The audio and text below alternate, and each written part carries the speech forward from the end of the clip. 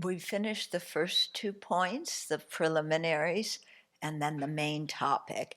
And then today and tomorrow we'll talk about the other 5 points.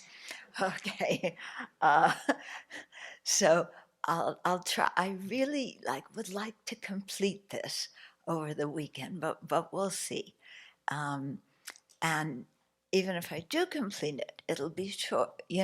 We'll cover everything. It'll give you a taste, and then it's always good, whatever teachings we hear, to hear them again and again and again, because each time you hear something, since we've changed, since the last time we heard something, then when we hear it again, it goes in differently. And sometimes, something you've been hearing for years and years, then you hear one more time and it's like, oh, and something clicks.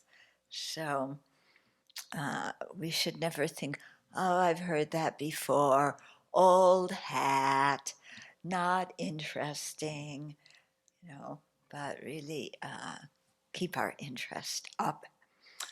Okay, so we will begin like we did last week with the refuge and bodhicitta, and then the four immeasurables, and then we will go into the thought training, the 7-point mind training.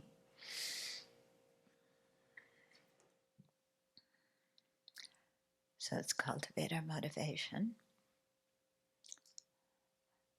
So before I came here, I was writing to an inmate in a prison in North Carolina. And he's a very good practitioner. And prison is not an easy environment to live in. It can be dangerous, it can be noisy, it can be crowded, and your movements are controlled. But he really makes an effort to have a positive outlook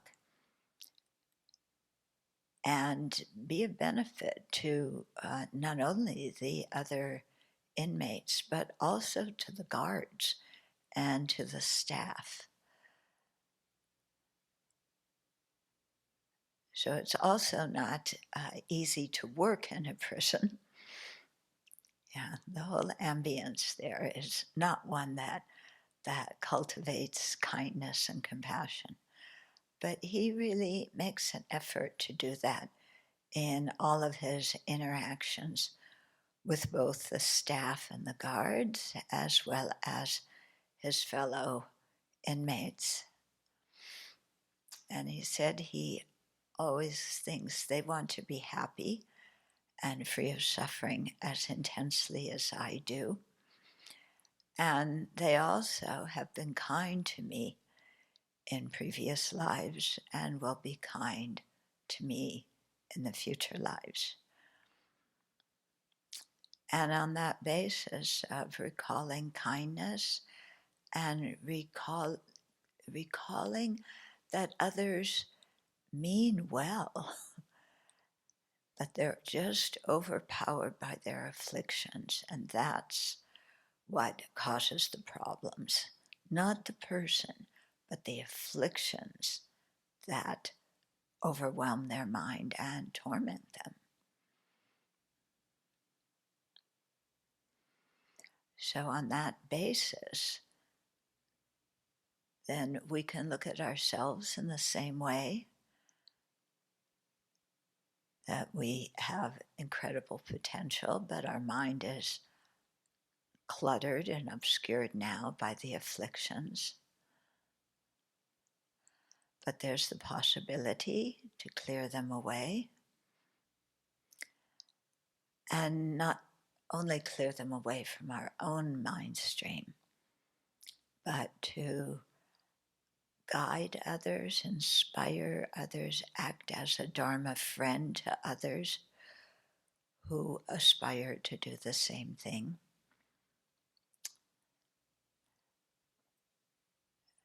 And in that way be of great benefit in the long term for sentient beings. So with that kind of motivation, let's share the Dharma this morning.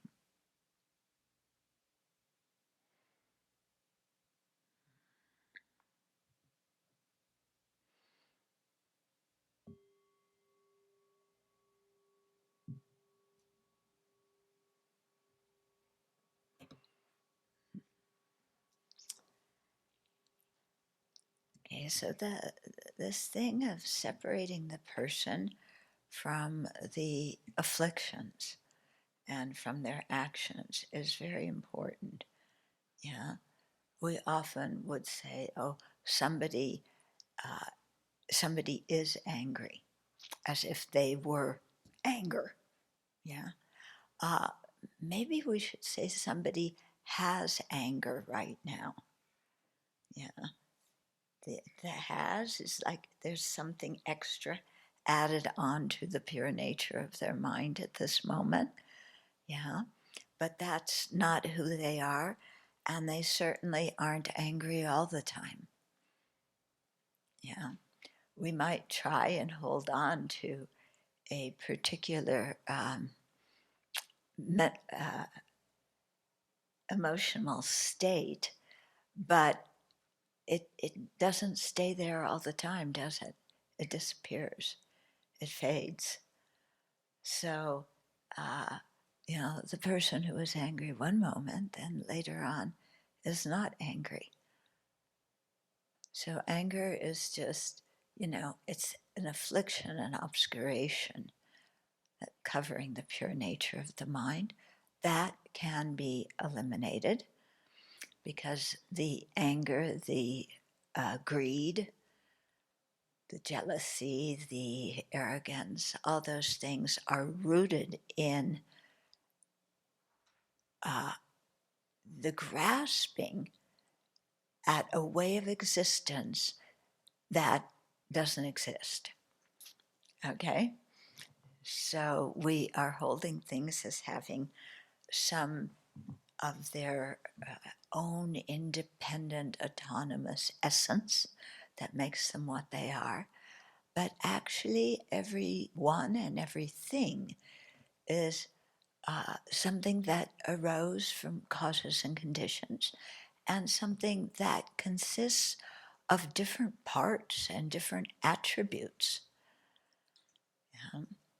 So when we think that there's something solid there, uh, when it's actually just an accumulation of different aspects and parts, uh, then we're not really seeing things properly.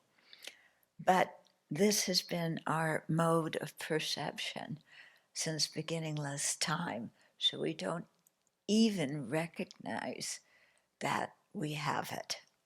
And we believe the false appearances. We believe that our grasping and our self-centeredness uh, are correct and right.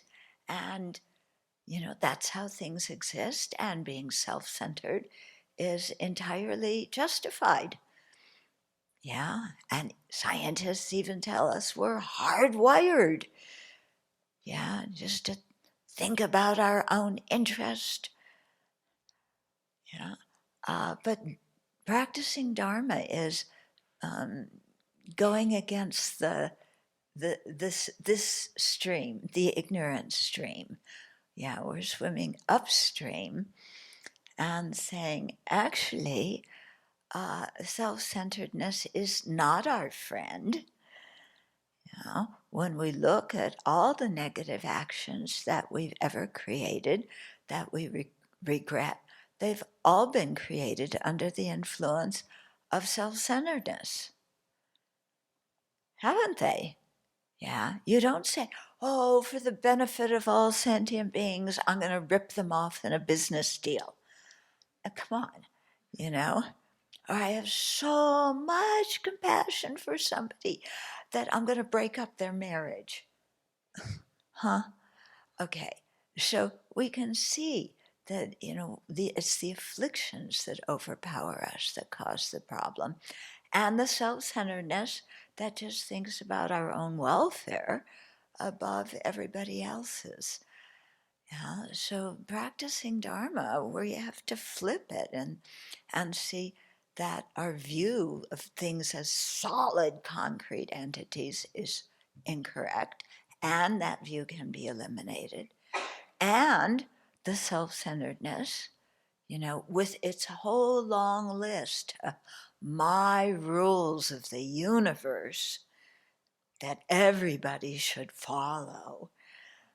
Yeah, that's very limited, isn't it? Yeah, it's very limited, and it also makes us quite miserable. Yeah, I mean, when we're depressed, that's just self-centered mind doing a number on us. Yeah, when we're angry and upset, when it's just self-centered mind, again, doing another number on us. But we believe these mental states as if, they're true and correct and work for our benefit. But actually, they are what motivates our harmful actions that leave, the imprints of negative karma on our mind stream that we have to experience the result of in the future. Okay? So, Dharma practice is really, if you ever wanted to be rebellious, Dharma is the way to be rebellious. Okay?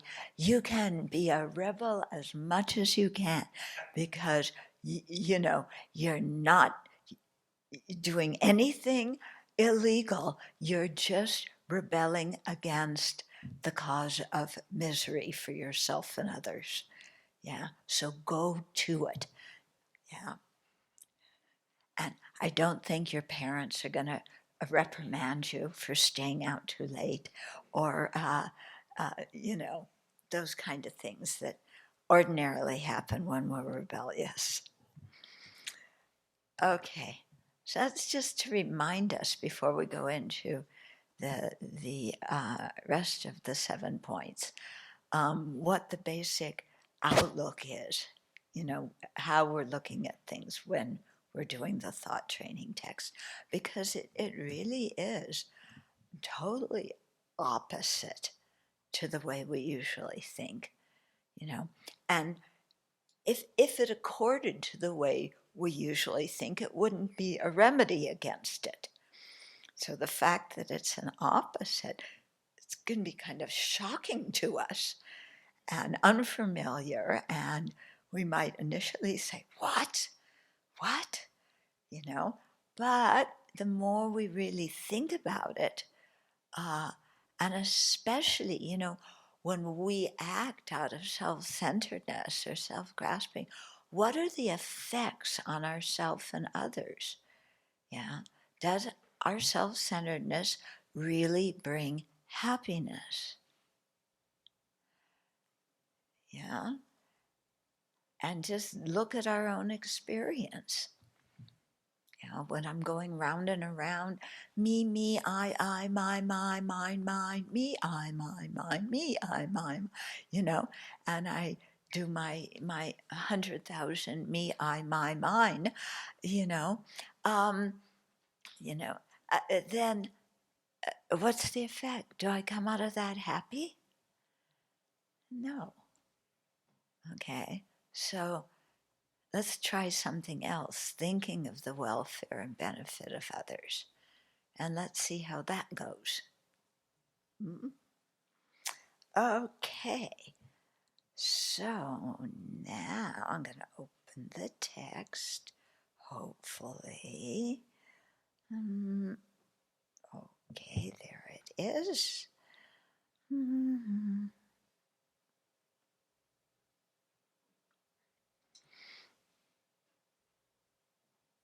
Okay, so we are on the 3rd point. that is called changing adverse circumstances into the path. Yeah, so this is such a beautiful teaching. And whenever I have problems, this is the teaching I go to, you know, and this and the following ones, because they really, yeah, adverse circumstances come to us even though we don't want them. Yeah. And so we've got to learn to deal with them. If we just kind of sit around and say, oh, it's so difficult to practice the Dharma because I have this problem and this challenging situation and na na na na na. So, when everything becomes good again, you know, after in 4 years, then I'll be able to practice the Dharma. Right now, I'm really kind of depressed and anxious, but in 4 years, I'll be able to, And then 4 years passed, and it's, oh, but things still aren't the way I want. When the weather changes, yeah, when after I have my hip replacement, after the kids grow up and go to wherever they're going. Sometime in the future, mañana en la mañana, I will practice the Dharma. Okay. And in the meantime, all the adverse circumstances we have now, we just sit and stew about and, are aggravated, are anxious, are dissatisfied, are critical, depressed, and we blame it on outside. Yeah, it's always somebody else's fault.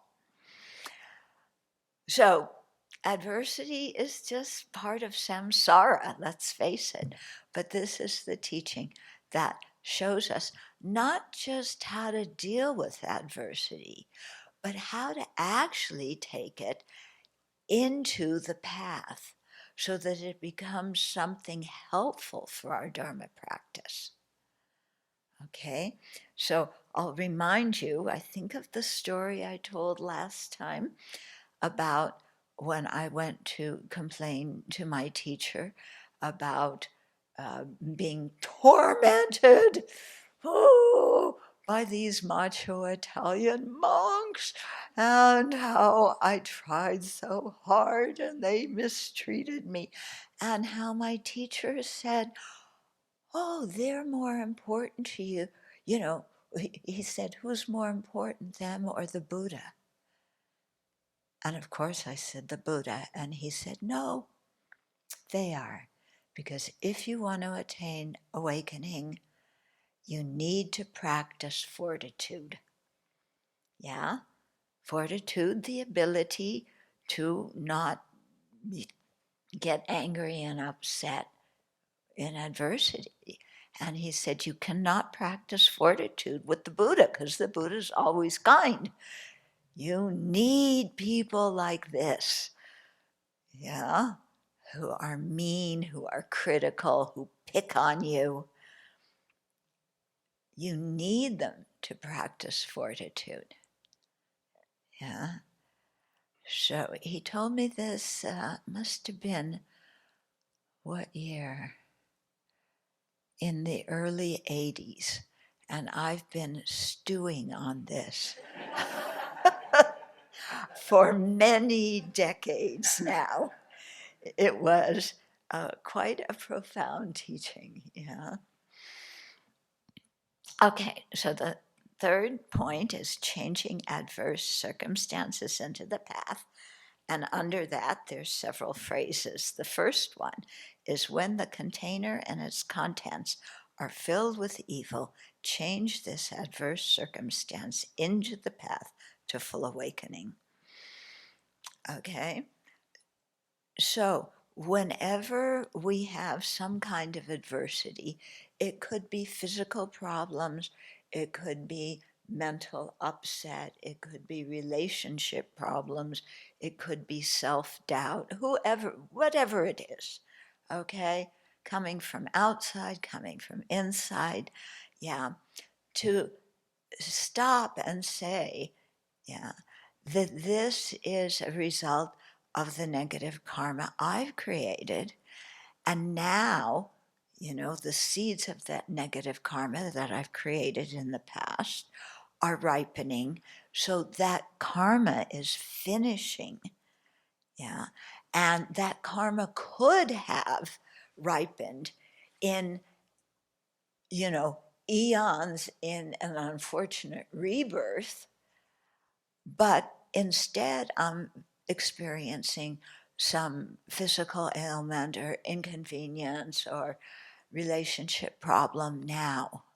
Yeah. Which is worse? Eons in the hell realm, or maybe hungry ghost realm, or maybe animal realm, or this problem that I have right now? Which is worse?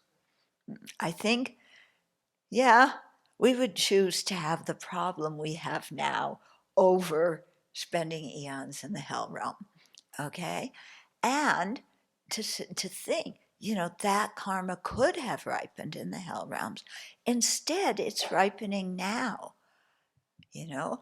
Wow, what a relief. It's getting used up. It's not going to result in a hellish rebirth. I got off easy, so to speak, although nobody's punishing us, you know. But it's like, oh, that I can handle the problem I have now.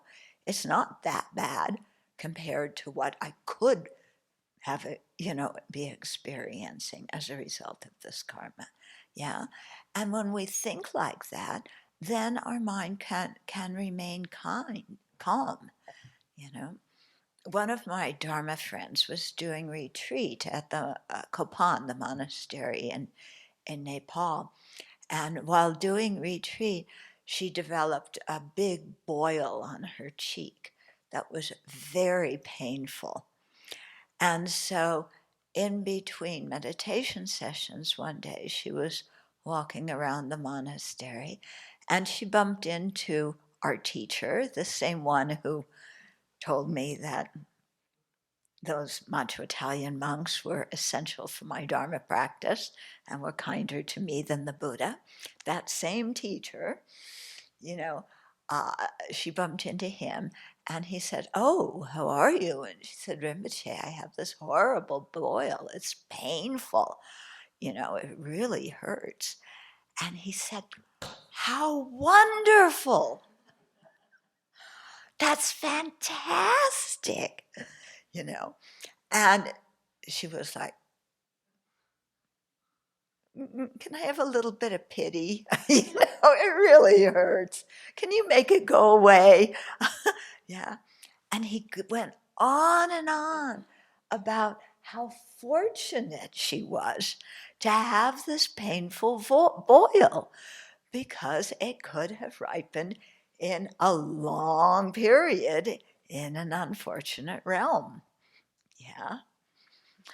Uh, I remember one time when I was living in France. Yeah. You know how you usually don't think of your toes very much? Yeah. Anybody you only think of your toes when they hurt. So one day I had my big toe on my right foot hurt. And it had some kind of boil or cyst or something in it. It hurt so bad. Not just when I tried to move around, but just even sitting, it just really hurt. And the monastery was out in a rural area in France. It was on a Saturday evening. So chances of going to the ER, or to see any doctor were slim and none. And so I had to somehow make it through the night, until the next day when maybe I could get to the doctor. And so I just lay and instead of sleeping in my room, I went in the meditation hall. And I just, I stayed there the whole night. And I thought about thought training, you know, and, what instruction would my teacher give me right now, you know? And he would say, "Oh, you're so fortunate." Use it to take on all the suffering of sentient beings, especially all the others who have boils or cysts, anywhere. And so that's what I spent most of the night doing, the taking and giving meditation. Thinking, as long as I am experiencing this pain, may it suffice for all sentient beings who are experiencing pain now. And then I started to think about all the beings who are experiencing pain. All over the world, different kinds of pain. Some, we know in Gaza, in Syria, uh, in Sudan, hunger, the pain of hunger, you know. People who have terminal illnesses, who have no pain relief. You just think all over the world, the different kinds. Since this was a physical thing I was going through, I was focusing on physical pain. And I just thought, okay, my toe's going to hurt. And nothing I can do about it. So may I take on the suffering of others and just may it suffice. And doing that, most of the night was what really kept me going, until the next day. And then I was able to go to the doctor. But this technique is also very good when we have mental things going on. Yeah, when we're anxious, we're depressed, we want something so bad and we can't get what we want. When other people disappoint us, we were counting on them and, they turn their back on us. When we're trying to help and they push us away. And, when we're mentally, uh, upset. Okay? And to think that this too is a result of my own negative actions. And then we always go, what did I do to deserve this? I've always been so nice to people. Yeah, why are they mean to me now? Why did my friend criticize me? I've always been nice. And then you sit and you think a little bit. Have you always been nice? It doesn't matter to whom. We don't dwell on just this one friend. But have we always been nice to other people? If you think, well, as an adult I have, well, yeah, but it might be good to remember when you were a kid. How did you treat other kids? Kids can be so mean, can't they?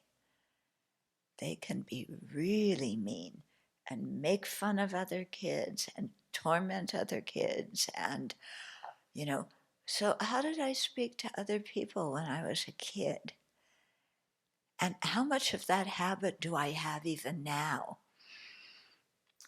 So when I think about it, just even in this life, and who knows what I said to other people in previous lives, but just even in this life, if I've given out so much, yucky energy through my speech, why am I so astounded when other people insult me or criticize me? Yeah, I've put it out there, the boomerang comes back. Okay, this is why the text is called the Wheel of Sharp Weapons. It's some ancient Indian idea of a great, it's a wheel with many different weapons on it, and you throw it out and it destroys the enemy, it comes back. But the wheel of sharp weapons, you know, it doesn't necessarily hit the enemy. It could avoid the enemy, but it definitely comes back, because the real enemy is our own self-centeredness. Yeah. So I find this way of thinking, when mentally I'm like dissatisfied or angry or something like that, or I feel trust has been betrayed, then I think, oh, this is, the result. This is similar to what I've given to other people, either in this life or in previous lives. Yeah. And so I have to go through this. And I'm actually fortunate that it is ripening now instead of ripening in a horrible rebirth.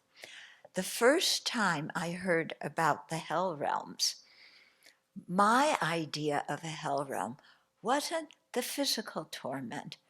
It was being surrounded by people constantly screaming at me. Yeah, I got screamed at as a kid. So this is my idea of hell. People surrounding me, constantly screaming, telling me what I did wrong, criticizing me, and me feeling, powerless and misunderstood. That was my idea of hell. I see some of you are nodding. Yeah. So, when I think about things that way, then, okay, this problem right now that I have of something going on with somebody, it's just using up that karma from when I, did the same thing, amplified probably by about 100 times, to torment other people and inflict emotional pain on them. And now it's coming back to me. And when I think of it, this is good. Again, the karma's ripening. Instead of being born in the hell realms, this is happening now. This problem that I have now, how long is it going to last? Yeah? How long is it going to last? Well, it depends how much I sit and stew and ruminate. That's in my own power, isn't it? If I ruminate a lot, it's going to last longer. If I say, oh, good, this karma is ripening, it's finishing, then I'm not going to ruminate, and I'm going to return to a more balanced, content state of mind more quickly. Yeah. So it's a very potent tool to use. Yeah. I'll tell you another story. Yeah. Yeah. Look, if I keep telling you stories, you'll have lots of examples, but we're not going to get through the text. Okay, one more.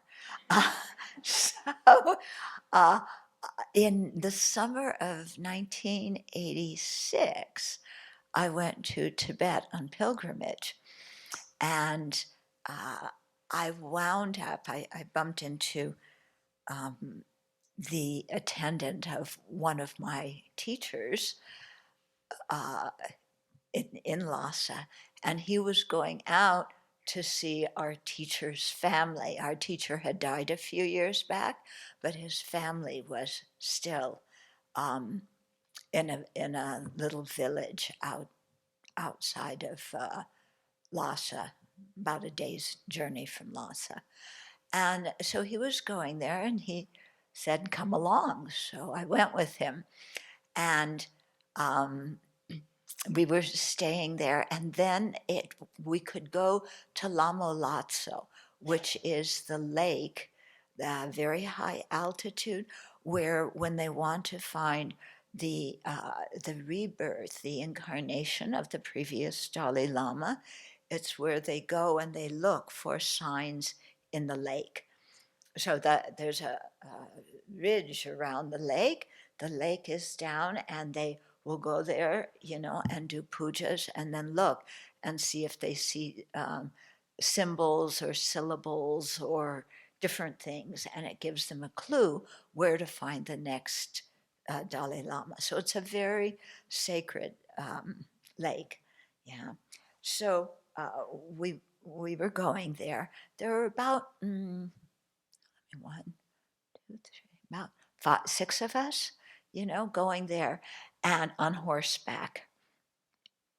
Okay, I hadn't ridden a horse in many years, but they were very kind, and they gave me um, a very sweet, gentle horse. So who I named Neljorma and called her Nellie for short. Okay, so I was riding Nellie. There was one Western monk who was with us, in addition to the Tibetans, and he was riding a horse that was a little bit more rambunctious. And as we were riding, going there, there were many different streams that we had to cross. And Nellie was very good. She just walked across the stream. His horse would get in the middle of the stream and stop. And he would kick the horse. He would, slap the horse. He wanted that course to go. And his horse just said, make me. And so he was really upset and angry. Yeah. And so at one point on the trip, seeing him being so upset, I said, if you want, we can change horses, because it could be with a different rider, your horse will be different. And Nellie is great. She'll take you across, no worry. And I thought, that he would be pleased. Yeah. And instead, he said, he just laid into me and started criticizing me, And we had worked together at different Dharma centers. He started bringing up things from years ago. When we were together here, you did this and that and da da da. And then, when here and you were working at that Dharma center, I heard everybody there hated you because you were so rude and inconsiderate. And he just laid into me. And I'm somebody who doesn't like criticism, like everybody else. So he was just, and this is after, I'm trying to be kind.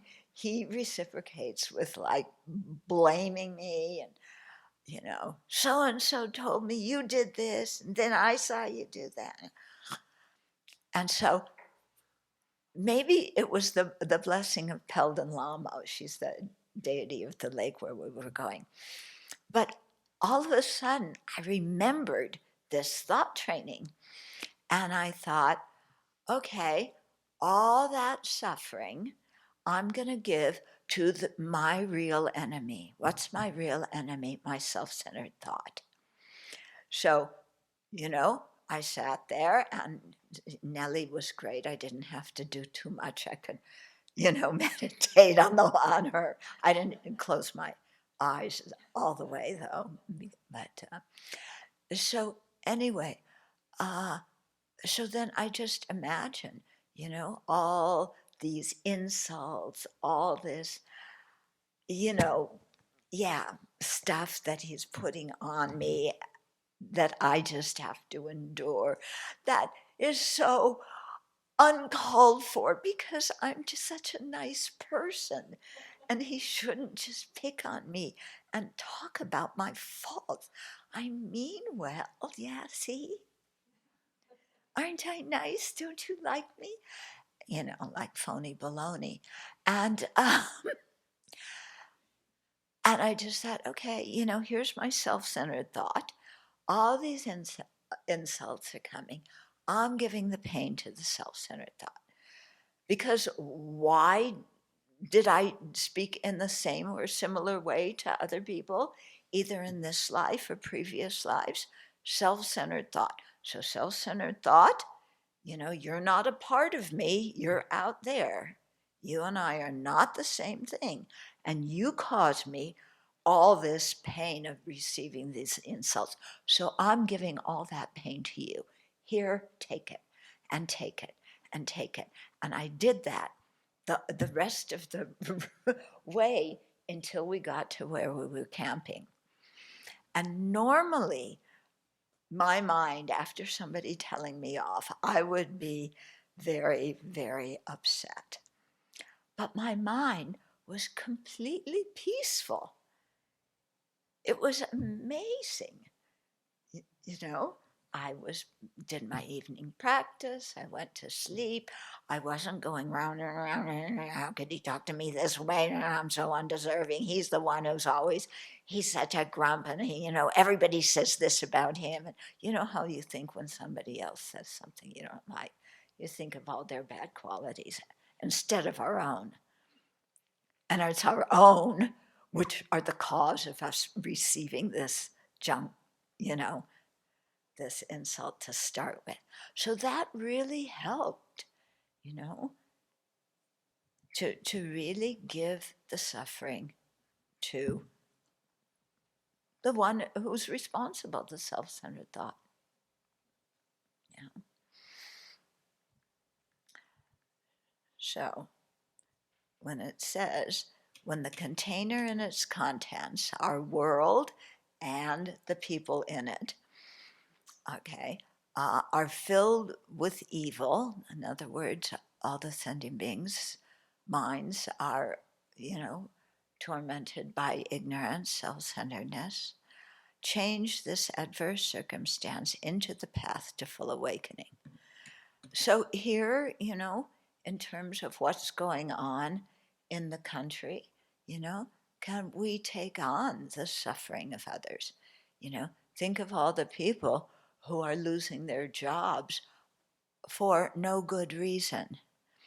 Think of the people who normally U.S. aid would be benefiting by giving them food and, HIV treatment and housing, and now those people are not receiving just the bare requisites for life. Think of what they're going through. And instead of just staying angry or dissatisfied, say, may I take on the suffering of others, and use it in the taking and giving meditation to, get rid of my own self-centeredness. So here we think of our self-centeredness and our ego grasping as like a lump in our heart, and we do the taking and giving meditation. Okay, we take the pain of others and we use it to destroy our own self-centeredness and self-grasping. Yeah, and then, we have 4 more years to do that. A 4-year retreat on Tonglen. Yeah, could you ask for anything more? Rinpoche would be applauding and saying, "You lucky people, 4 years to really do a taking and giving retreat." Yeah. So, this is how we can see it, and this is what we can do. And in doing so, it puts things in perspective, and we see, that we, compared to how all the upsetting changes are affecting other people, we're pretty okay. Yeah? So let's take on the suffering of others regarding this. Okay, so this kind of meditation is quite useful. Yeah? But the key is we have to remember that we're not giving the pain to the conventional self by thinking, I'm such a rotten person, I deserve this misery. No, that is another afflictive thought. Yeah, that is something based on self-grasping and self-centeredness. Yeah, so it's incredibly important to think this is a result of my own negative karma that's coming back, the wheel of sharp weapons. How fortunate I am, and I can take on that suffering, I can bear it. And then, think of what everybody else is going through. And it's okay. Yeah. Okay. So then the next line is utilize every immediate circumstance for meditation. So this is telling us to practice in every situation. Yeah. Instead of waiting for the perfect Dharma situations, we practice with whatever is happening now. And this is such a brilliant teaching because it means that we can never be separated from Dharma practice, that nothing can ever separate us or interfere with our Dharma practice. Nothing from outside can. Of course, inside, especially when we're having a pity party and ruminating, that interferes. But nothing, no matter what other people say or do, whatever situation we meet, we can practice in it. Yeah, and it's quite amazing. Many of the Tibetans, who were in old Tibet when the Chinese occupied Lhasa and there was the abortive rebellion, and they fled to India. This was their situation and what they practiced. Yeah, and that kept the mind happy. It gave meaning and purpose to a situation they were in. That what could they do about? They couldn't get the communists out of their capital city. They had to go and become refugees. You know, and cross the Himalaya mountains, not knowing exactly where they're going or how they'll be received. And, this is what they practice as they did that. And so when I think of, what other people went through, either, the Tibetans, what the Chinese went through during the Cultural Revolution, yeah, um, even in this country, the racial prejudice, what happened to the Native Americans. And, you just think about other people's situation, and then all of a sudden, what you're experiencing seems something you can handle. And it's an opportunity for Dharma practice. Okay? So utilize every immediate circumstance for meditation. Okay. So it's so it's important to take adversity into the path. When we do this, we shouldn't then get arrogant and say, "Oh, what a good practitioner I am. I'm taking your suffering and giving it to my self-centeredness. Aren't I a good practitioner?" No, you know, let's not get arrogant over our practice of mind training. Okay, the next line is possess the four preparations, the highest of means. So these we can do fairly quickly. The first one is accumulating merit. Okay, so making offerings, meditating, reciting mantra, reciting Dharma texts, doing the taking and giving meditation, volunteering and helping others, any kind of virtuous action. Accumulating merit is the first one. The second one is, guess what? Purification. You're right. Okay, these two go together, purifying and accumulating merit. So, do purification practices, Vajrasattva, the prostrations to the 35 Buddhas, all these things. The third one is offering to spirits.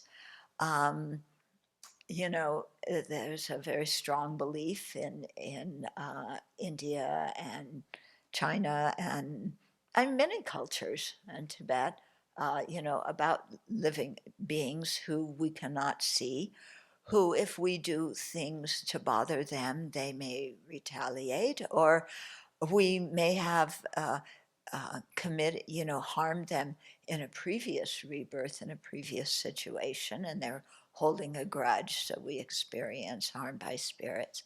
So here, instead of, getting like, oh, I'm experiencing the spirits harming me, yeah, then you think, yeah, if it's better for sentient beings, yeah, may I overcome this sickness and this thing that's bothering me now. If it's more beneficial for sentient beings for me to overcome it, may I get well. If it's more beneficial for me to be sick and take on the suffering of others, then may I be sick.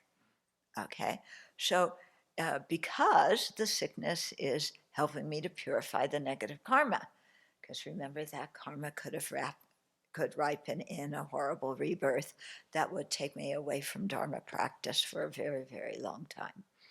Okay, so you just say to this, say, if it's more beneficial for me to recover, good. If it's not, may I remain sick until this karma is burned up, and then it's over.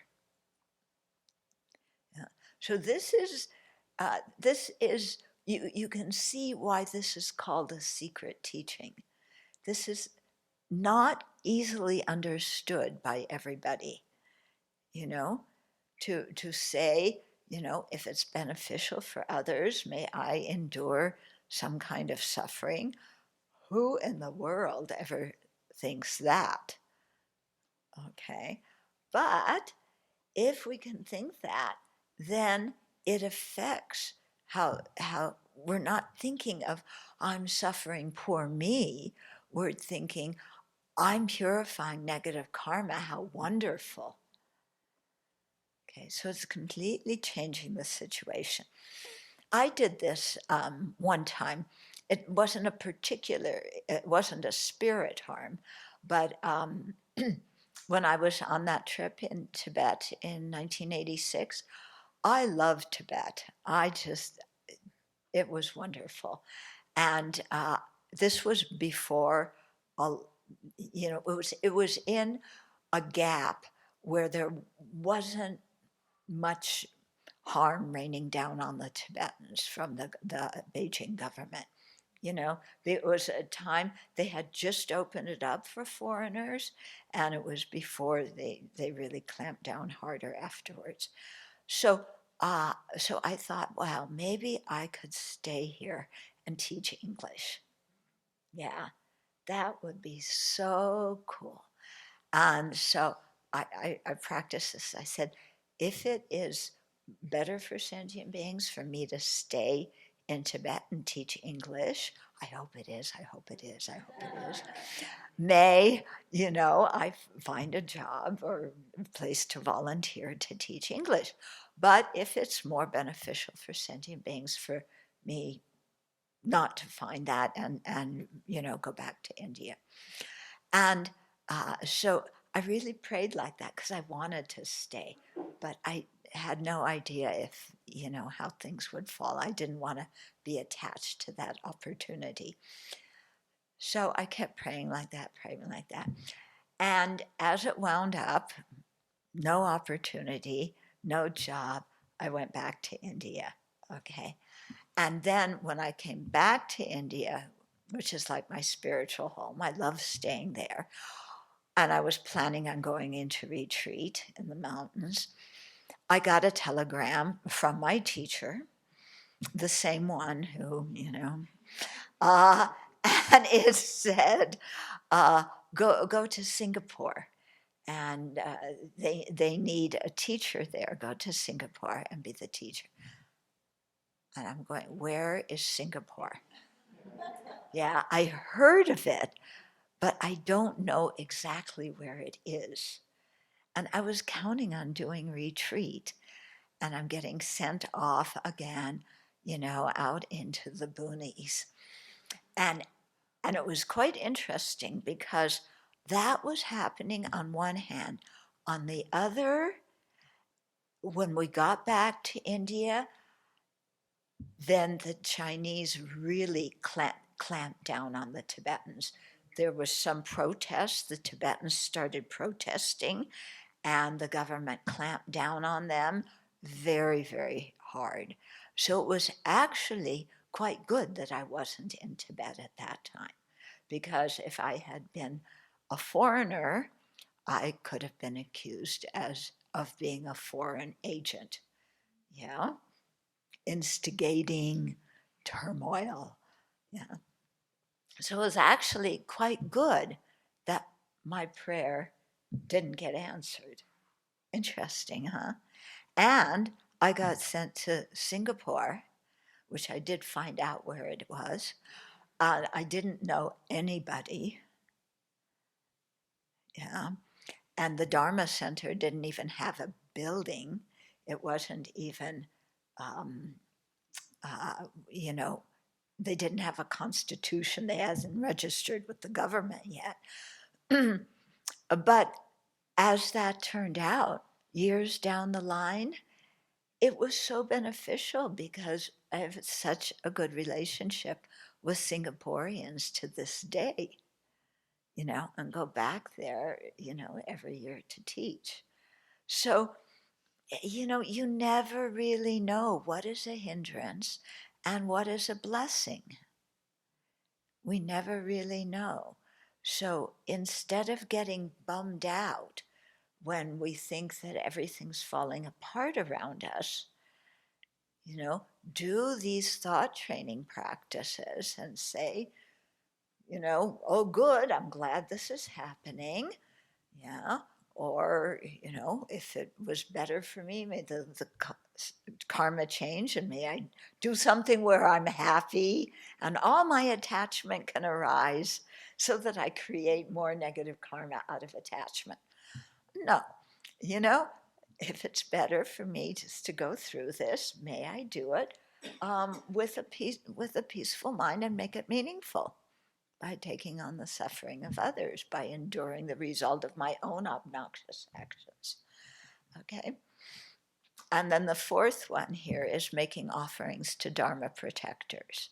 Yeah, so there's different beings, again, who we mostly cannot see, who made promises um, to different teachers, yeah, or different deities to protect the Dharma, and so to make offerings to them.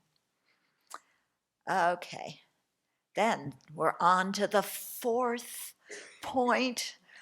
We're getting there. So this point is beautiful too. It's called elucidating a lifetime's practice. So the previous point was like practice. You can practice in every situation at any time. And here is outlining a lifetime's practice of doing the thought training teachings. Okay, so like the others, it has several, phrases underneath it of how to practice. Okay, so the first one is gather together the abridged quintessence of this advice and blend the practice of one life with the five forces. So now there's an explanation of the five forces, how to practice them when you're alive and how to practice them as you're dying. Okay, so first, how to practice them when you're alive. So the first of the 5 forces is to generate a motivation in the morning in order to make our life meaningful for that whole day. Okay, and so here, as soon as we wake up, make the determination as much as possible. I'm not going to harm others with my body, speech, or mind. I'm going to be vigilant and note any afflictions when they arise in my mind and apply an antidote. I'm going to be intent on cultivating bodhicitta in all the actions I do. And so before every new thing I do, renew my bodhicitta like we did at the beginning of the session here, like we do at the beginning of the Abbey, at every major thing. We stop and we cultivate bodhicitta, okay? And then to have a really strong intention, I'm going to make today meaningful by transforming my mind. I'm going to make it meaningful by practicing the thought training. Okay, so everything unpleasant that comes to me today, I'm going to see as, burning up my negative karma. I'm going to see it as an opportunity to practice, to give pain to my self-centered thought. Yeah, every happiness that comes to me today, I'm going to remind myself not to get attached to it. Yeah, this is thought training practice too. Yeah, not just to enjoy it. And when it's not there, that's okay. Yeah, because we often make the mistake of thinking that Buddhism means you can't enjoy anything. Actually, that's wrong. I mean, what the Buddha needed to teach us how to be unhappy because enjoyment is bad. Come on, we can do that. We can make ourselves miserable by ourselves. Buddha doesn't need to teach us. Okay, so um, when we experience happiness, it's a result of my own virtuous karma. So I want to continue to create virtue in the future. Yeah, I don't want to get attached to this happiness, and be greedy and possessive about it. I want to use it to create more merit for future happiness. So I had an opportunity to practice that this morning. Somebody offered little blueberry cupcakes, muffins, yeah. They are one of my favorite things, okay? So, yeah. So you brought 2 little blueberry muffins to my cabin this morning with the tea.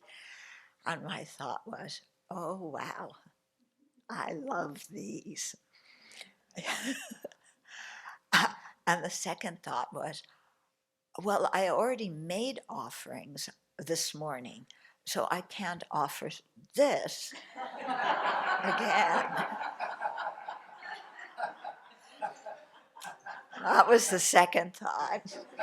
And then the third thought was, oh, I see. So you value the happiness of tasting blueberry muffins, which lasts how long? A minute or two. So I'm talking to myself, or so I'm talking my self-centeredness. So you think that is more value than offering these to the Buddha, Dharma, Sangha? Yeah, what self-centered thought, is that what you think? And self-centered thought said, let's change the subject. Okay, and then I thought, clearly it's obviously more beneficial to create merit by offering these. They're only 2 little blueberry muffins. What am I holding on to, for goodness sake? Yeah. So I put them in a container and offered them, and they're still there. I didn't take them down when I had breakfast because that would be stealing, because my motivation would be taking something that belongs to the Buddha Dharma Sangha for my own welfare. Okay, so generating that kind of motivation first thing in the morning, yeah, and then hopefully it sticks through breakfast. You can do it, and then throughout the day, keeping your mind in this kind of attitude. Okay, so that was the white force of motivate the white the first of the five forces, which is called motivation. The second is called the white seed. So this is talking about the seeds of merit.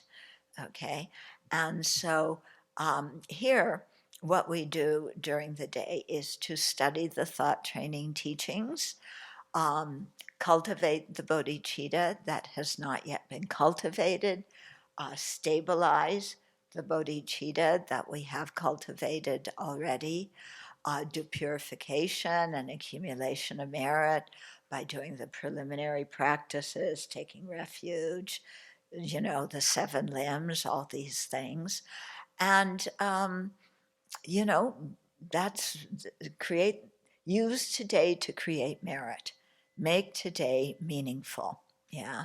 Use it to do the taking and giving meditation, taking on others' pain, giving them our happiness. Yeah. So that's the white seed. The third of the five is called destruction. Guess what we're trying to destroy? Hmm? The self-centeredness and self-grasping. Okay, so the force of destruction. So that's the two things, our two worst enemies, the self-centeredness and the self-grasping. So here, to do this, because this is a lifetime practice, as well as our daily practice, is to contemplate the disadvantages of self-centeredness and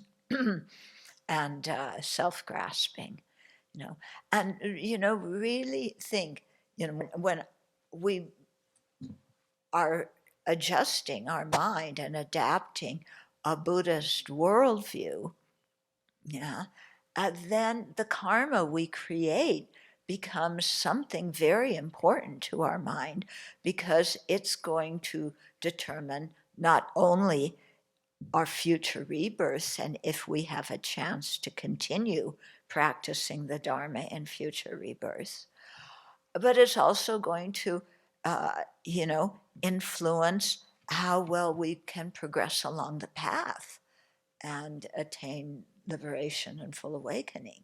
So, the karma we create is very important. So when we look back, and this is a very interesting meditation to do, and when we're looking back over everything that we want to confess, especially all the things that we hope nobody can read minds, because we don't want other people to know that we did them. Yeah. But to develop the courage, their past actions, they are not who we are now. Yeah, when you think of the worst thing you did in your life, yeah, are you about ready to do that now? I don't think so. You know, we can look back and say, ugh, I'm not going to do that again. Yeah. And so learn from those situations. And when we look back, okay, why did I do that? Yeah. And what do we find? There was always affliction. There was always self-centeredness. Yeah. And so then we look, and we can really see quite clearly how self-centeredness, causes us misery. And it's not other people's self-centeredness causing us misery. It's our own. Yeah, so we can't go, you're so self-centered, that's why you're being so mean to me. No, that is not the issue. I am so self-centered that any tiny, tiny thing that people do that my super sensitive mind misunderstands and interprets as an attack on my very existence, yeah, every time I succumbed to an affliction and then did something harmful back, or got stuck in my greed and my craving for something and harmed others in that way, it was always because I was listening to my self-centeredness. And it was saying, don't offer those blueberry muffins, eat them yourself. Karma doesn't exist. Enjoy your blueberry muffins. And it didn't say, and be born 100,000 times as a hungry ghost afterwards. So it's like, okay, self-centered thought, you tried to blackmail me this morning, but you did it in the previous time, especially when I look back on what I did before I encountered the Dharma. Oh my goodness. I think that's kind of, for those of us who meet the Dharma as adults, we don't grow up with it. Looking back on what we did before we met the Dharma and seeing it in terms of karma, it's kind of like a horror show, isn't it? It's like, ooh, look what I said, look what I did, look at the turmoil I caused in somebody else's life. It's like, I don't want to do this anymore. Yeah, I am better than this. I'm going to do purification practice. And whatever fallout I have from acting in that way, it's burning up my karma that would result in a horrible rebirth. So that's okay. I can endure that much better than I can a bad rebirth. Yeah. So really, turn, if we want to be harsh to the self-centeredness. Yeah. If you want to tell someone off, tell off your self-centeredness. Self-centeredness, you're the one who made me do these things. You're the one who made me totally have no mindfulness about the effect that my behavior was having on others. You're the one who made me so greedy that I just took advantage of other people. And you say, you just give it, if you want to be angry at someone, be angry at the self-centeredness. But again, remember, it's crucial. You are not your self-centeredness. So you are not turning the anger in and being mad at yourself. You're seeing that you're self-centered is not who you are. It is not an inherent part of your being. It's out there. Okay? And so you practice thought training in that way. Yeah. And in that way, then your self-centeredness, who you see now as the enemy, self-centeredness starts to whimper. Have you ever heard yourself centered? Can you lighten up on me?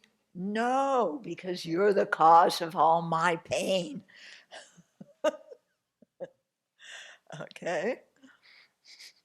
So it's really important that we understand the whole philosophy behind this.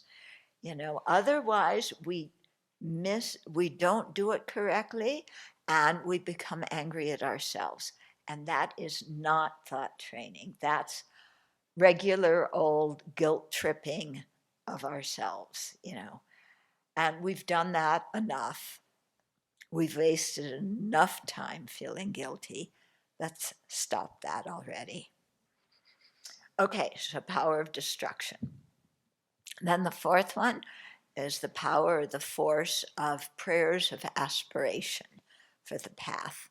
And so this involves making aspirations for how we want to practice in the future, and also dedicating the merit that we've created so that it will ripen, not in just having a steady flow of blueberry muffins, but in, having a good rebirth, meeting fully qualified teachers in the future, having a supportive environment in the future to practice, all these conditions that we need to have so that we can continue practicing the path in future lives.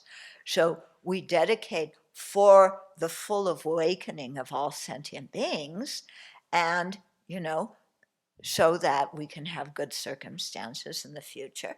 And especially even in this life, the prayer that we do, may the precious Bodhi mind arise and grow. May that, I can never recite things. May the precious Bodhi mind not yet born arise and grow. May that born have no decline, but increase forevermore. So the bodhicitta that has already been risen already, may it be stabilized and it grow. And the bodhicitta that I haven't yet, that hasn't yet arisen in my mind, may that arise, and may it never decrease. So we dedicate for that. We dedicate, when we do the three refuges in the Chinese tradition at the end of practice, that also includes a dedication. Yeah. So the first dedication, I know it by heart now. Can I recite it? May each and every sentient being, what? Somebody has to say it clearly and loudly. May each and every sentient being understand the great way profoundly. Okay? What is the great way? It's the Mahayana. Okay? So may each and every sentient being, see the virtue in the Mahayana teachings. May they generate bodhicitta, based on seeing the kindness of others. Yeah. And may everybody feel that in their hearts and progress on the path to full awakening. Wow, wouldn't that be wonderful? Yeah. So may we dedicate for that. And then the second one, may each and every sentient being quickly enter the sutra treasury. Okay, so what is this one? What are we dedicating? And again, it's for each and every sentient being. Yeah, the sutra, the treasury that is the canon of sutras, teaches emptiness. Yeah, so may each and every sentient being learn the sutras, learn the commentaries that unpack them, and realize emptiness, because that is what will free each and every sentient being from the misery of their afflictions and karma. Okay. And then the third one, may I take refuge in the Sangha, may each and every sentient being form together a great assembly, one and all in harmony. Wow. Wow. Everybody coming together, practicing together harmoniously. Yeah? This is a new way of getting high. Yeah, really, from my own experience, the suffering of, because when I would go to His Holiness's teachings, yeah, I mean, it's you're sitting there, you're squashed, everybody's stepping over you, you're having hot butter tea spilled on you, everybody's jammed together, you're so uncomfortable, and you're totally blissed out because when, not only hearing His Holiness teach, but how often in your life do you get to sit in a huge crowd where everybody is focused on generating bodhicitta and developing loving kindness? How often in your lifetime have you had that opportunity?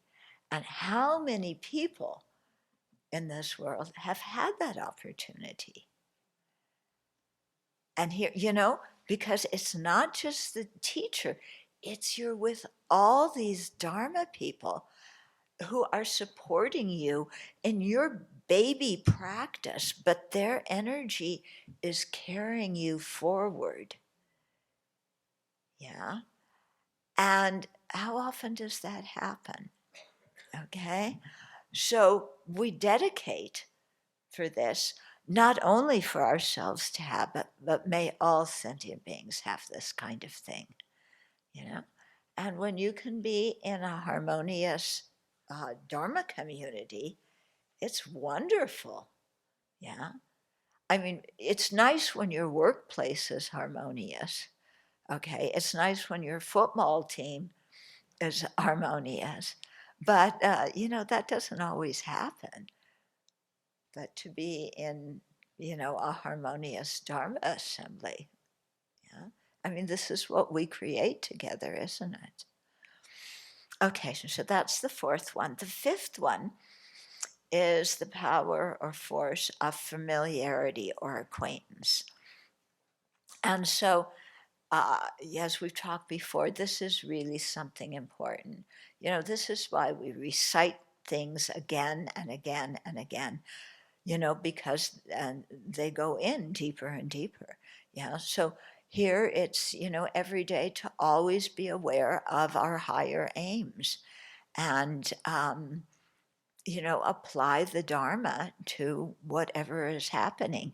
So, whatever you meditated on that morning, don't just come out of your meditation and stop thinking about that, but think about it as the day is going on, So, if you meditate, maybe on the faults of samsara, then as you go through the day, see the faults of samsara. Yeah. That even if you have those blueberry muffins, it doesn't bring true lasting happiness. It's over in a minute and a half, and then you're left like you were before, craving something new. Yeah. So, samsara doesn't have any ultimate happiness. It's time for me to change. Yeah. And change what I want.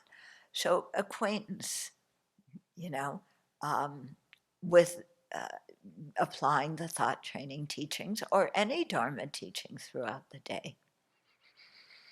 Okay.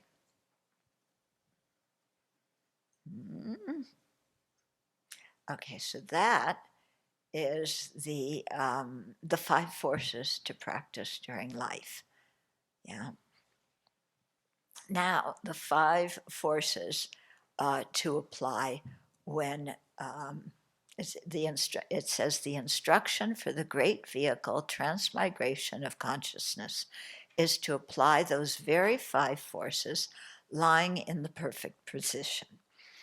Okay, so it's called the transmigration of consciousness. The Tibetan is powa. Yeah, so there's different powa teachings. One is where you do a meditation, imagining shooting your consciousness out the top of your head, and it's very important if you do that. It's to practice doing it when you die, but it's very important when you practice to also do a long life practice at the same time. Yeah. But this in this way of POA, of transformation of consciousness, isn't like that. You practice these 5 forces in a different way. And it is quite interesting. Pabonko Rinpoche said, because some people really get into the POA and practicing shooting your consciousness out. Okay, and so when you're doing that, you might say hick, because it shoots the consciousness out, or you visualize doing that. And Pabonko Rinpoche said, he's a very, very famous Lama, kind of 2 generations back, and he said that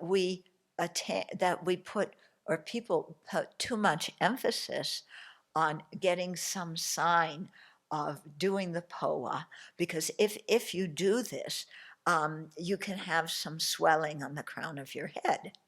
Yeah. And so people get all excited. Oh, I've been doing POA.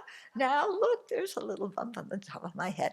So Pabonka Rinpoche says, this has nothing, this is all due to the winds in your body, and it's nothing to be marveled at. It doesn't mean that you've attained any great ability. He said, but if when you're dying you can practice the 5 forces, that way of doing the transmigration is something really quite wonderful and quite beautiful. And then he taught, and then the 5 forces at the time of death follow. Here they are in a different order, okay? Not the order that we had during life. They're in a different order. So you do these when you're we need to practice them, the 5 during our life, so that at the time of death we can practice them also. Yeah. So to be aware when we are actively dying, and then remember these 5. Okay. So here, the power of the white seed, which was the second one during our life, now becomes the first one, and the meaning is different. Okay. Here, the white seed, what we do is we prepare for our death. So we give away all of our objects of attachment, okay? Because when we're dying, one thing that makes death difficult is when we're clinging on to possessions, to people, to our image of ourself, to anything to do with this life. That makes death very, very painful and miserable, because we don't want to separate from everything that we're attached to. Okay, so what's the white seed? You give everything away. Okay, so because if we don't cultivate virtue at the time that we're dying and let go of our clinging and attachment, it's going to, be the 8th and 9th link of the 12 links, which will make it the 10th link, renewed existence ripen, which will throw us into another rebirth. Okay, so they say, like, if you're very attached to your body when you die, that you might be born because you're dying with attachment to this body, but if it causes some karma, seed of negative karma to ripen, then it's going to ripen in a lower rebirth. So you might be born, if you're attached to the body, as a worm in this body. Not such a great rebirth, huh? Better not to be attached to the body, or to be anything, attached to anything. When I lived in Singapore, there was one young man who I was introduced to him because he was how old was he? Late 20s, early 30s, and he had just been accepted into one of the very good U.S. universities. So in Singapore at that time, if you were accepted into a good university, then wow, fantastic. Yeah. So this was, when was this? Late 80s. Yeah. And so he had just been accepted, except now he's dying of cancer. Yeah, at a young age. And he was a Buddhist. Um, and he was, this first one about give away your possessions. In other words, use your possessions to create merit. Yeah, because when you die, you can't take any of them with you. Yeah, your precious family heirlooms stay here and the next generation gets them. The money that you've been saving, yeah, stays here and your kids fight over it. you know, we can't take anything. Our body, our friends, even if you die at the same time as your beloved, that's no guarantee you're going to be together after death. So it's much better, to mentally give up attachment to everything, and in particular, possessions which we can actually give to somebody else, to do that. So this young man was really practicing that. And, as a scholar, so to speak, he had a whole library of books. They were his most treasured possession. And so as he was dying, he started giving away his books. Yeah, he had some savings. He, told his sister, when I die, give, what I haven't given away before, give to Buddhist organizations. Yeah. And so as he was, he had made that clear with his sister about what to do. His parents were already gone.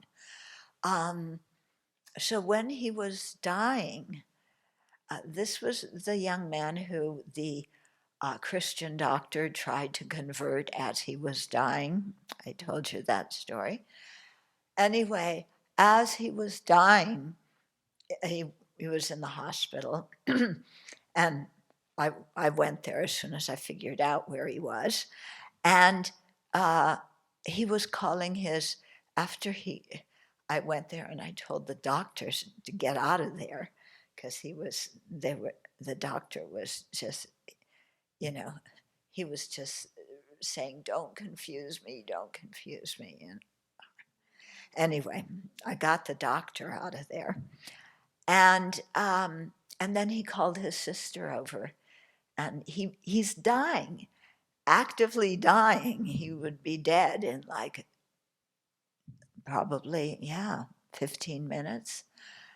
And he called his sister over and again reminded her, please give all my possessions away and give the money to Buddhist organizations. That was what he was thinking as he's dying. It was beautiful, he was really practicing. He wasn't clinging on to anything. Yeah. So that's the force of the white seed.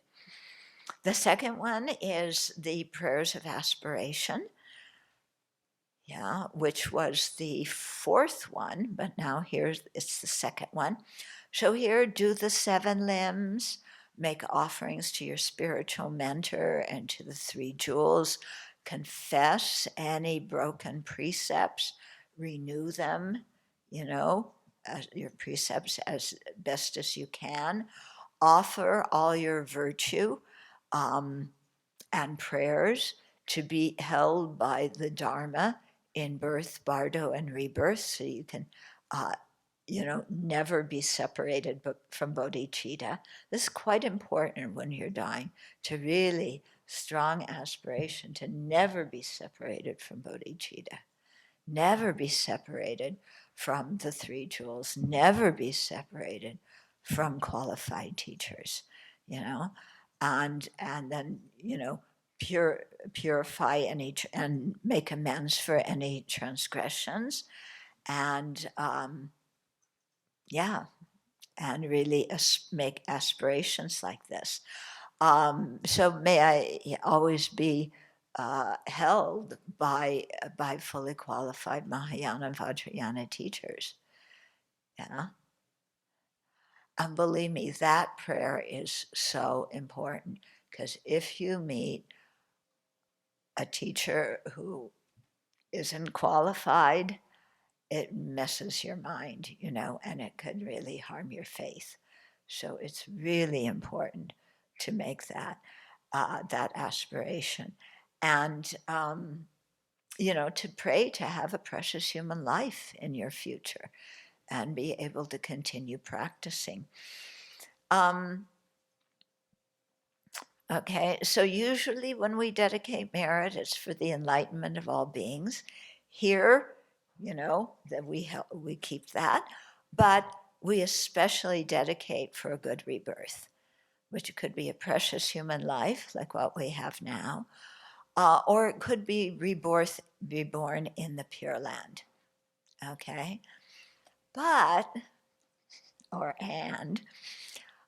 people who really practice the thought training very sincerely, they don't pray to be born in the Pure Land where the whole environment and everything in it is so conducive for a good rebirth. But they pray to be born in difficult situations where they can actually benefit the sentient beings around them.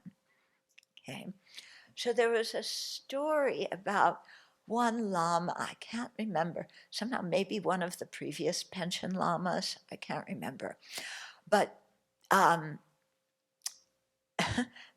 he was dying, and one of his disciples came and said, "Oh, Master, you don't look so happy as you're dying."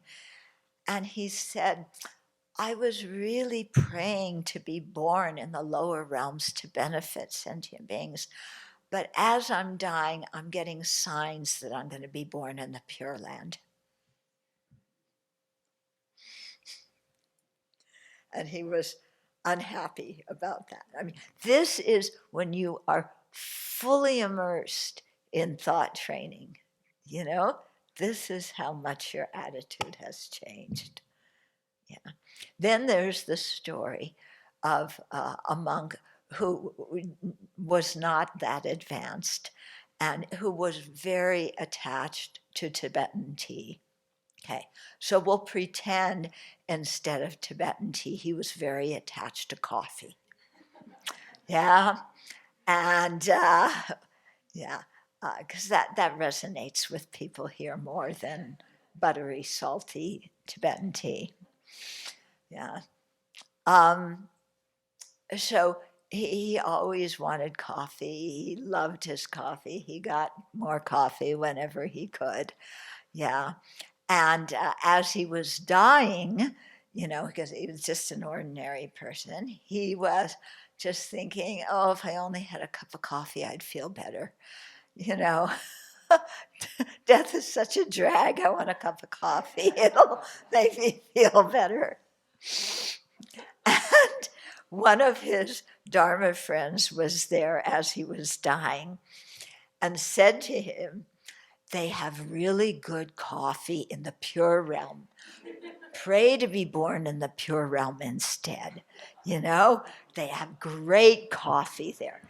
So that made him change his aspiration, and he dedicated to be born in the Pure Land, in the hopes of getting good coffee. I guess Amitabha came with, a hot cup of cappuccino or espresso, or, to greet him and take him to the Pure Land. Okay. So that's the second point. Okay. I know I'm going over time, but I want to get through this, yeah? Then the third force to practice at the time of death is the force of destruction. So here, to don't grasp at our body, at our possessions, at our friends and relatives, at our whole identity of who we think we are, which is created by the environment that we're in. We create an identity and think that's me, and now everything that we use to establish our identity is going. Yeah? The whole outside environment, possessions, friends and relatives, even our body, we're separating from all of it. So to really see that craving and clinging and grasping it's not to our benefit. It's the problem. It's the enemy. And so to really see that we don't need to grasp at our body. And we don't need to grasp at even a body made of what this body is made out of. In other words, and this, if you've done a lot of the meditation on the four establishments of mindfulness about the foulness of the body, then, at death, then when you do that meditation, you don't hate your body. Hating your body is just another defilement. But you begin to see, grasping onto this body, what is the body that I'm holding so tightly? It's a bunch of vegetable goo that is, that specializes in manufacturing pee and poo. So what am I holding on to that I don't want to separate from? So give up attachment to the body, give up attachment to our identity. Maybe when you're dying, you're thinking, oh, they're gonna, I hope they really write a nice obit about me, and say how wonderful I was, how kind I was. Because when somebody dies, you're supposed to say nice things about them. Not like that monk told me, when we were on the pilgrimage. So, I wonder if, who's writing my obit. So you're sitting there dying, and thinking about your obituary and who's writing it and what are they going to say. Yeah. Remember to put in it that I did this, that I was head of that. Huh? Do you want to die thinking about that? I mean, we're giving up our whole identity. And who in the world cares what our obituary says? Who cares? Yeah, they're going to have a funeral, they're going to have a memorial service. It's not for us. They do it for themselves so they can mourn together. Yeah. If they make one prayer for me, I'm doing good. I mean, when you think of our ordinary friends and relatives, yeah. So don't cling. There's nothing to cling on to. Yeah. There's no reason to cling. So just to give up the attachment to our body, friends and relatives, identity, possessions. Yeah, who wants to die wondering how your 501k is doing? Or I should have sold that stock last week, before I really got, where I'm sleeping most of the time, dying. I should have sold that stock. You want to die thinking like that? What kind of karma is that going to make ripen? Hello, hungry ghost realm. I'm coming to see all the pretas. Yeah. So to destroy all of that, there's nothing in this life worth holding on to when we die. It's much better to think of where we're going in the future, and really dedicating for a good future rebirth, and that's the next one, the motivation. That's the fourth one. So motivation, which was first when you're alive, now it's the fourth. So this is a strong intention to practice bodhicitta while we're dying, in the bardo, and in our rebirth. Okay?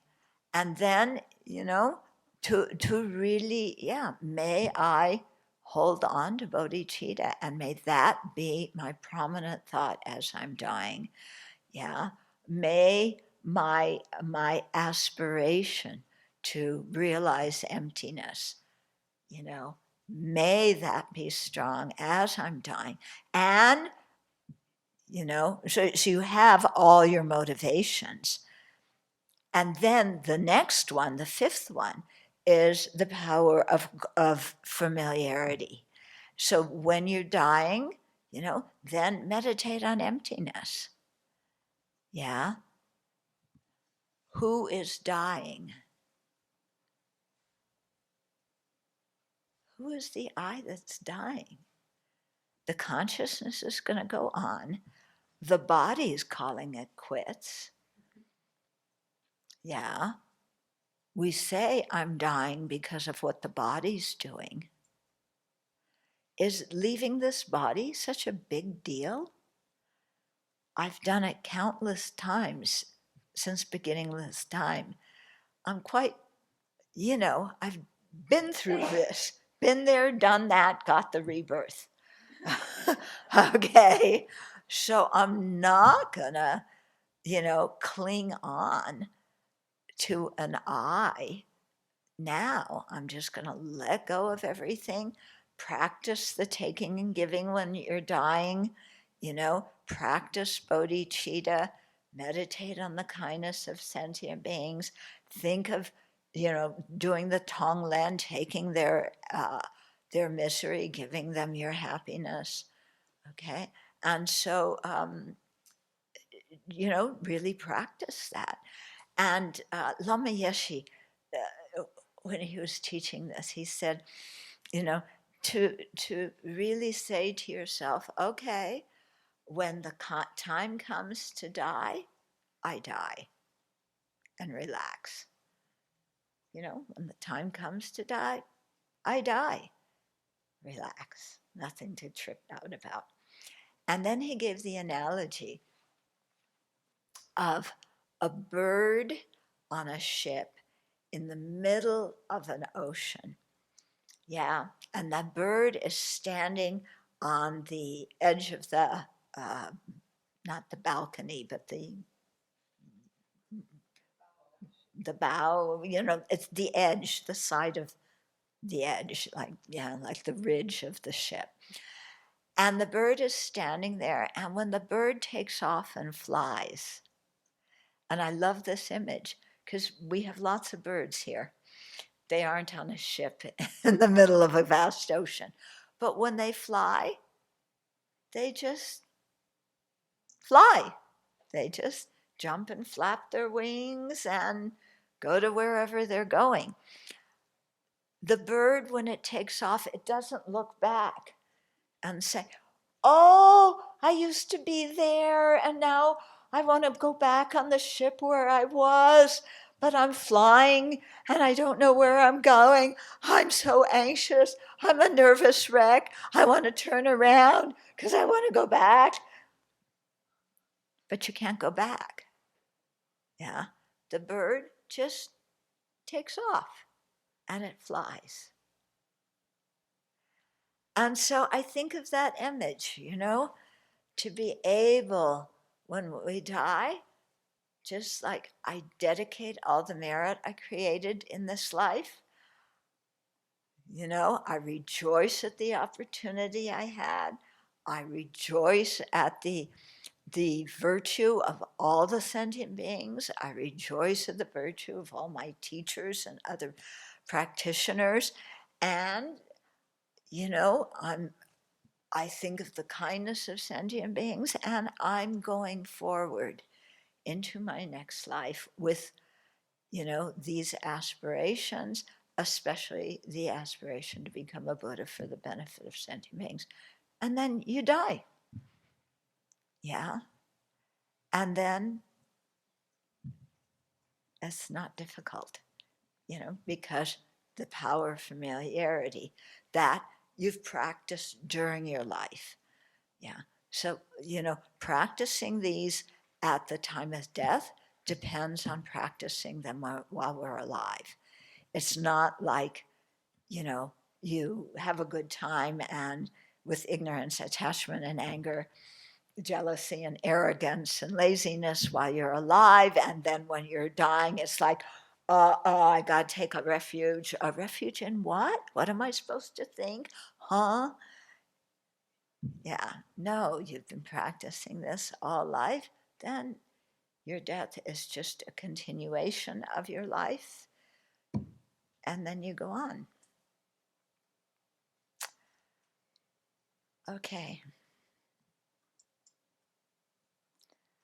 So there's 2 more phrases. Can we continue? Please? Okay, you don't have a choice. The next phrase is all Dharma collects into one attention.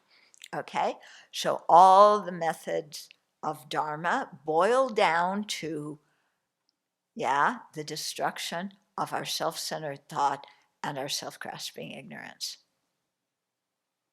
Yeah, so that's what the whole practice boils down to. So that is our intention, to do that, and to replace the self-grasping ignorance with the wisdom realizing emptiness, to replace the self-centered thought with the bodhicitta. Then in the last line here in the 4th power was retain the 2 witnesses of foremost importance. Okay, so the 2 witnesses, other people and our own inner wisdom. Okay, so usually we rely on other people to tell us who we are and if we're good or bad and like that. Here, we're not relying on them in that way, okay? The external witness is that our Dharma friends can see that our growth in the Dharma, sometimes better than we can see. Yeah, because we tend to, pick on ourselves a lot, and we can't see how we've changed. So in this regard, our teachers and our Dharma friends are very helpful because they can look at us and say, you used to be like, and now you've really been working hard, and you are very different now than you used to be. So it's important to listen to our Dharma friends, when they tell us how we've changed, because, sometimes we don't give ourselves credit for what we've done. We're just super critical. Oh, I could have meditated more. I failed. Well, give yourself some credit for what you did do. Okay. But so our Dharma friends can remind us of this. Then the second witness is inside our own inner wisdom, and learning to apply our wisdom, to rejoice at our own virtue, to realize we don't need to compare ourselves to anybody else, and rejoice at everybody's virtue. To see that, because sometimes if we're really very attached to our reputation, then we want to die well because we want everybody to think that we were a great practitioner when we died. So we do our own, routine of cover up my faults and pretend to be virtuous, pretension and deceit. Remember those 2? Yeah. So, that doesn't do much good. Yeah. And so here our inner wisdom says, when I die, I don't need to try and impress anybody with how I'm dying. Yeah. I don't need to impress anybody. Yes, everybody's going to say, oh, but you practiced Dharma for so long. How come you died moaning or delirious or asking for your mama, or, weren't you supposed to die? just with a radiant smile saying Namo Guruvya, Namo Buddhaya, Namo Dharmaya, Namo Sanghaya until you went off. No, the way we die is the way we die. Don't worry about how you look when you're dying. Yeah, don't worry about what they do with your body. I want to look good. Yeah, make sure you shave my head before you put me in the coffin, or like Nancy Reagan, have your hair do and get made up so that you look good. God, can you remember? I mean, I just think of how she must have died with that kind of attachment to wanting to look good in the coffin. Yeah. So, and I hate to think of how Donnie's going to die. Yeah. And my last thing, I'm not going to get into that. Okay. Yeah. But, the two witnesses listen to our other friends and then learn to evaluate ourselves and be happy at what you see and rejoice in that merit. Okay. And during our lifetime also, it's important. Listen to our Dharma friends, because often our Dharma friends, when we start going down a slippery slope, it's our Dharma friends that will tap us on the shoulder.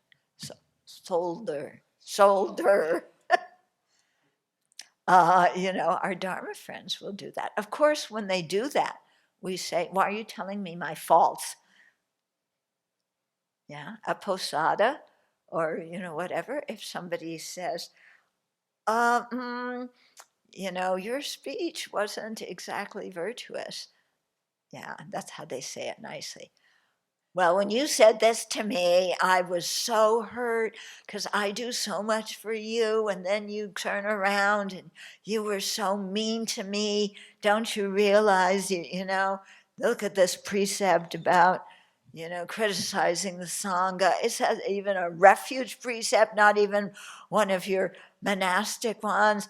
Yeah, and you're criticizing me. Oh, that's how we usually respond. If somebody just says to us, watch your speech. That's all they said, watch your speech. And we come back with, yeah. And all they're doing is trying to help us, and we retaliate. Yeah. So, our Dharma friends can be really helpful when we're going down that slippery slope, to call our attention to it. And they can be very helpful in, letting us know how we've changed and how we've grown. Mm-hmm. But then we also have to look inside. And we're the final one who evaluates our actions, because we're the only ones who really know what our motivation is. And sometimes we don't know what our own motivation was for doing certain things. But if we stick with the practice long enough, that motivation comes clear. Okay, so we will dedicate now. We went over time. Culpa mea, mea culpa, culpa mea. Okay. And we'll dedicate, and then we'll resume tomorrow morning at 10:30 Pacific again. And we will have the 5th, 6th, and 7th point that we will zoom through. Yeah. Okay.